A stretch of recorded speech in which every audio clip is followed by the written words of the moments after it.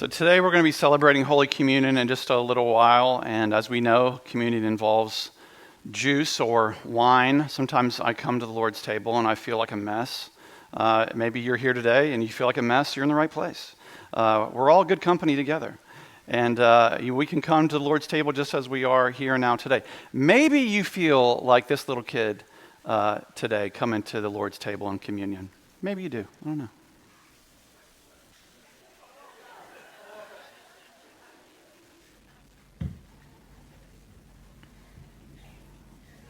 Oh, it gets better.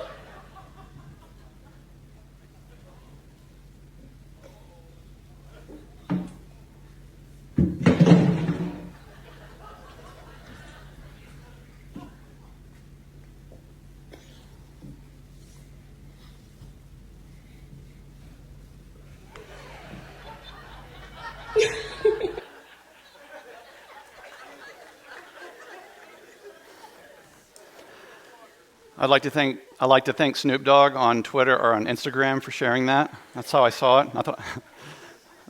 it. So we make a mess, don't we? Obviously, with communion, we have juice or wine. It depends on your background. We also have bread. Bread is served. I have a full confession to make. I love bread. I like putting butter on it. I like making sandwiches with it. It's a perfect delivery vehicle for all sorts of food. I like to dip it in olive oil. It's functional. I like bread that's got a little bit of a chewy crust on it, with like that glaze on the top. Like, I don't know how they do that, like some sort of butter on top. I mean, even if I'm desperate, I'll eat some pumpernickel, okay? I don't care. I'll eat some rye bread if I have to. I just like bread. I love bread. End of church service. You can have a great afternoon. That's it. I love bread. But then someone had to come along and rain on our bread parade. Dr. Atkins and the low-carb diet revolution. You can eat a cheeseburger, but you need to wrap it in lettuce. And I know he's right. I need to eat more vegetables. You probably do too. I like vegetables. They're good. But Jesus didn't say, I'm the broccoli of life. Didn't say, I've come to bring you carrot sticks. No, he would emphatically claim, I am the bread of life. I alone can nourish you, can spiritually sustain you. So when Jesus makes the claim that he is bread from heaven, people would respond and say, please, sir, give us bread like that, always. What you're describing is what I need in my life. Crying out. We are people crying out for that sustenance, peace, stasis. We need something that not only fills us, but fulfills us. So when Jesus makes that claim, people are saying, yes, I want that. I want what you're offering and never be hungry again? Yes, please. So today we're starting with a sermon series called I Am, Sayings of Jesus, Jesus in his own words. And so when Jesus says, I am the gate, I am the good shepherd, I am the door, I am the truth, I am the life. There's two things to focus on this Lenten season. Is one, what does Jesus say about himself? Not what does the culture say, not what does different people's ideologies or lenses they view him through, but purely how does he describe himself? And then secondly, how will we personally respond to those claims? Not just let it go in one ear and out the other, but how will we personally respond in our lives to what we are reading and hearing this man claim about himself? Because if he's telling the truth, then he's fully truth. If he's making these claims, you're either fully backing up what you're saying when you say stuff like this, or you're crazy. There's really no middle ground. You're either a lunatic or you're the Lord. And so today we're looking at how Jesus says he is the bread of life. Now, what kind of bread is he talking about? For those of you that are cutting carbs, don't worry. It's not physical bread. He's talking about himself. In John chapter 6, he's having a debate with some Jewish leaders, Jewish people, and a large crowd around him. And verse 31 starts with this: "Our ancestors ate the manna in the wilderness, as it's written, He gave them bread from heaven to eat." So Jesus is already talking about himself as the bread of heaven. And they're coming back with, well, we already had bread. Moses gave us bread from heaven. So what are you talking about? And then Jesus said to them, "Very truly, I tell you, it was not Moses who gave you the bread from heaven, but it is my Father who gives you the true bread from heaven." So already Jesus is immediately challenging them and saying, you're already off base by what you're claiming, because Moses didn't give you that bread. God gave it, and it was from heaven. And now the physical bread of life is looking at you in the face. I am the living manna, if you will. So every time Jesus says, I am, I'll keep going through this real quick. For the bread of God is that which comes down from heaven and gives life to the world. And they said to him, a beautiful, really a prayer, achingly beautiful, "Sir, give us this bread always." And Jesus said to them, I am the bread of life. Whoever comes to me will never be hungry, and whoever believes in me will never be thirsty. So every time you see Jesus saying the word I am in the New Testament, the Greek there is, I know preachers love to use Greek to make themselves sound smart, so I don't do it a whole lot. But it's the Greek word ego, eimi. Ego clearly means I. Eimi is a verb tense of to be. So he is saying, and in the way it's written, is it should be italicized in English. He's stressing these words. Every time, it's always ego, eimi. He's saying, I am the bread of life. I am the door, etc., etc. Now, fast forward 2 chapters of John 8, Jesus' claim of I am gets him in serious trouble. They almost kill him. One of the many times they almost kill him. You look at John 8:58. Jesus said, "Very truly I tell you, before Abraham was, I am." And so they picked up stones to throw at him, but Jesus hid himself and went out of the temple. Now, why is that a big deal? Why would they try and kill him for saying something like that? The reason is because the name I am is the covenantal name of God, and it would only be uttered, it's holy, it would only be uttered once a year by the priest in the Holy of Holies on the Day of Atonement.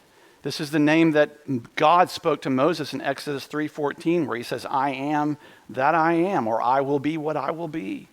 This is a holy name of God. So when Jesus says I am repeatedly like this, he is not only claiming divinity as God, Jesus is God, he is also claiming the priesthood.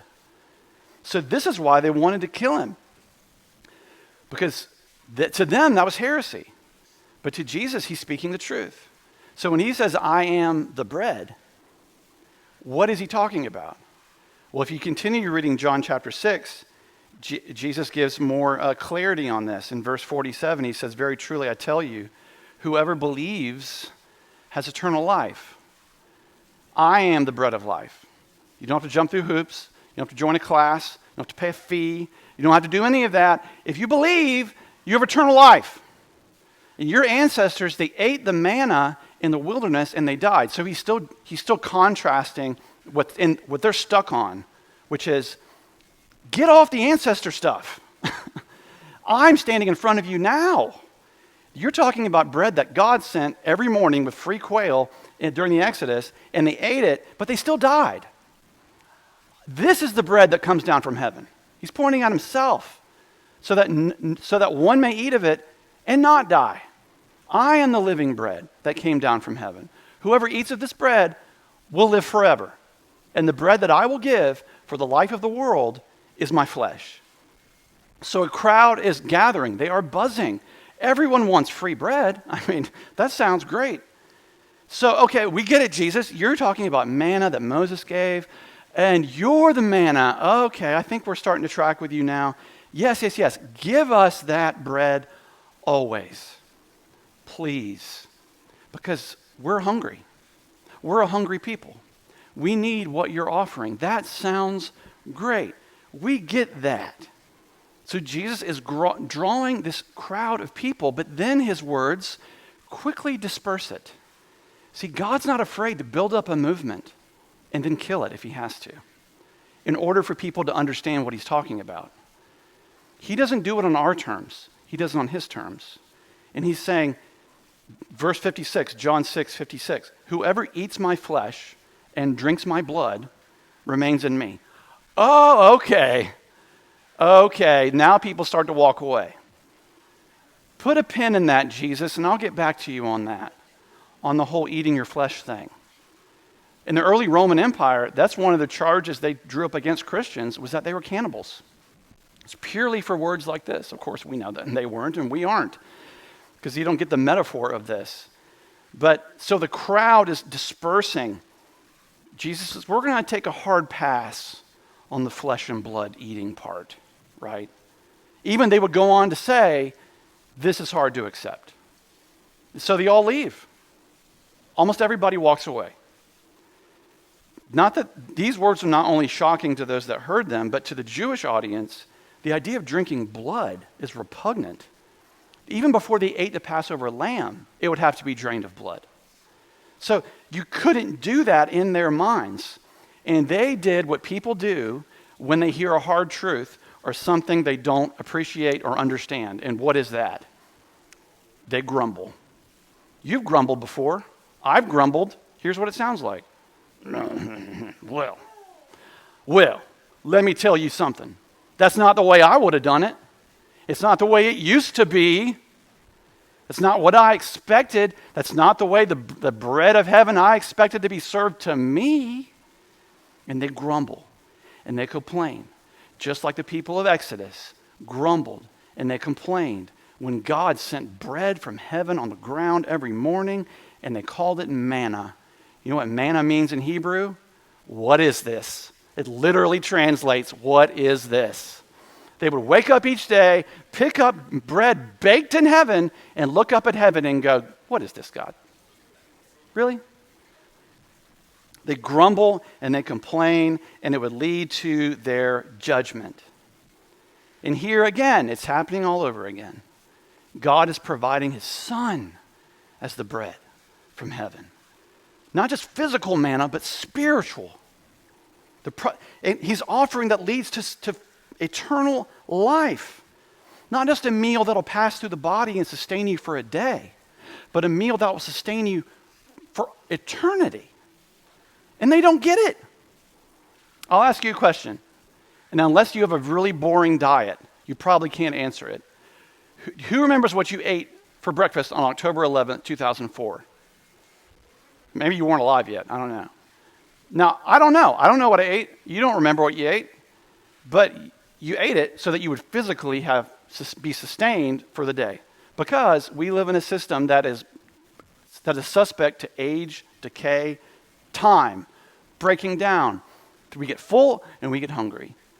There was a constant state of decay going on all the time, aging, if you will. So on October 12th, what did you do? You had to eat again, right? You had to get up and eat your Fruit Loops or whatever it is that you ate for breakfast, for nourishment. Just as we ingest physical food to strengthen our physical bodies, Jesus is offering himself spiritual nourishment. You will not get hungry again if you eat of it. His nourishment is not susceptible to time and age and decay. His word nourishes, his spirit indwells us, revitalizes, renews our souls forever. But still, many people today would hear those words, just like back then. Eat my flesh, drink my blood. Even today, people read that and go, oh, that sounds offensive. Why would he say something like that? But really, is it so far-fetched to think that blood can give life? It's really not, because we know that there is life in the blood, in our physical bodies. Like, I have a friend who is a perfusionist at Wake Forest Medical Center. He literally operates the machines that keep people alive during open heart surgery. And so he is in charge of the blood that's pumping while their heart is stopped, right? He gets paid a lot of money, as well he should. So he is operating those machines. Now, he has told me he has read research that is medically proven that the people who have received entire blood transfusions, their blood is completely replaced by the blood of somebody else. Those people who have received new blood, this is crazy, they begin to think the thoughts of the person that gave the blood. They begin to, now it doesn't last forever. He said it wears off. But that is fascinating, that there's life in the blood. And that's been medically shown to be true. Indeed, Hebrews 9:22 said, "Indeed, under the law, almost everything is purified with blood, and without the shedding of blood, there is no forgiveness of sin." So just how we get blood transfusions and it keeps us alive, or we get organ transplants, keeps us alive, Jesus is saying, my flesh will not just keep you alive, it'll make you live forever if you'll receive it unto yourself. But people repeatedly, especially some clergy types I know, they find blood, sacrifice, the cross, they find it repugnant. They don't want to talk about it. They think it's a Baptist-y kind of thing or an evangelical thing. That is a critical error on their part. Because let me ask you a question if that's you. Can you have redemption without someone sacrificing something? Is it possible? It's not. Atonement, redemption, forgiveness, it doesn't happen in a vacuum. Someone has to do the atoning, don't they? Someone has to stand in the gap for there to be new life. So to the Jews, they would have gotten this. During the Exodus, they knew that God said, okay, before I come and take out Egypt, slaughter a lamb, take the blood, put it on over your doorposts, ironically in the shape of a cross, and when I see that blood, I'll pass over you, and I will not strike down the firstborn of your family. I'll pass over you. I'll show you grace. So they understood that there's power in the blood in that regard.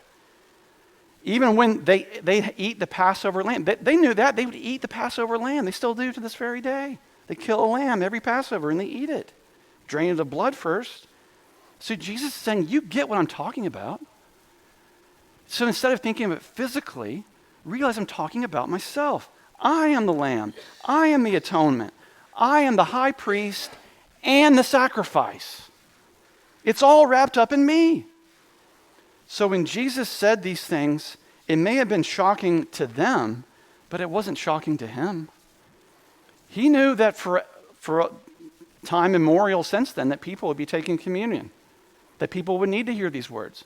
Billions of people, just like us, would need to know of the new life that comes through his body and his blood. So when he invites us to his table and he says, take of myself, take my body, take my blood, he's saying, receive who I am into you. What a remarkable thing, isn't it? That God would offer himself in this way. In a tactile, tangible, his real presence with us. So all of this might sound great, and it does. But here's the crazy part. People, just like back then, they grumble and they don't take it for themselves. Why would anybody turn this down, right? Why would anybody want to taste death? Who doesn't want true bread from heaven? Like the people then, you would think everybody would say, please, sir, give us that bread. Always.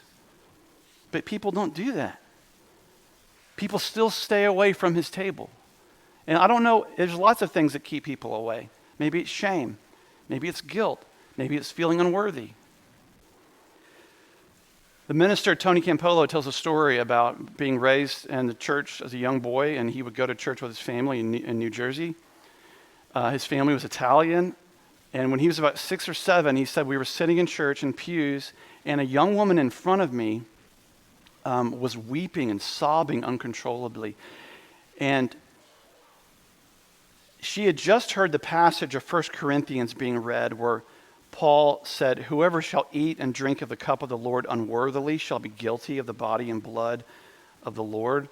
And at that church, they would pass trays around. And as the tray of little pieces of bread is coming toward her, she looks at it and waves it off. And she lowered her head in despair. And he said, it was then that my Sicilian father leaned over into her ear, and in his broken English said, "Take it, girl. The bread of heaven was meant for you. Do you hear me?" And she raised her head and she nodded. And she took the bread and she ate it. Now, maybe she felt unworthy to take it. Maybe she felt like she wasn't good enough. Maybe she felt her sin was too great for God to atone for. Maybe her modesty was keeping her away. But here's the truth. It's precisely her humility that showed her worthiness, right? This bread was given precisely for people like her. The moment that you're aware of your sin and the shame and the pain, see, wounds can't be healed until they're cleaned, right? The healthy people don't need a doctor, sick people do. So if you feel unworthy, if you feel deep and covered in shame and grime, if you feel like a messy kid at the table that doesn't get it, you're in the right place. It's the proud who should feel convicted before approaching the table of the Lord. Take it. It was meant for you. Do you hear me? And he said, I knew in that moment some kind of burden was lifted from her heart and her mind. And he said, I've always known that a church that could offer communion to hurting people was a special gift from God. So this table we're coming to today is different. It isn't just where sinners find Christ, which is true, but it's where sinners celebrate being found. When we dump juice out all over the table, there might be white carpet under there. I don't know. But we celebrate. Maybe you have bad table manners. Maybe you'll sit next to somebody that you find to be scandalous. You're in the right place. God invites us to come